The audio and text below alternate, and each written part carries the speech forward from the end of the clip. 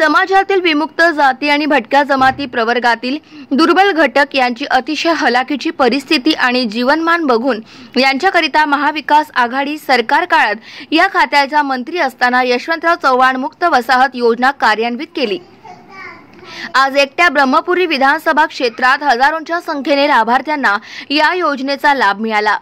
महागाईच्या काळात घरकुलाचा निधी अत्यल्प असला तरी आम्ही सत्तेत येताच घरकुल निधी दुपट्टीने वाढ करत 3 लाख करू असे अभिवचन देत मी सामान्य कुटुंबातला असल्यानेच मला सामान्यांच्या दुःखांची आणि वेदनांची जाण आहे असे प्रतिपादन राज्याचे विरोधी पक्षनेते तथा ब्रह्मपुरी विधानसभा क्षेत्र आमदार विजय वडेट्टीवार यांनी केले। ते सावली येथे आयोजित यशवंतराव चव्हाण मुक्त वसाहत योजना अंतर्गत मंजूर घरकुल लाभार्थ्यांना प्रमाणपत्राचे वितरण कार्यक्रमात अध्यक्ष म्हणून बोलत होते। गाव माझा न्यूज करिता प्रवीण झोडे, सावली, चंद्रपूर।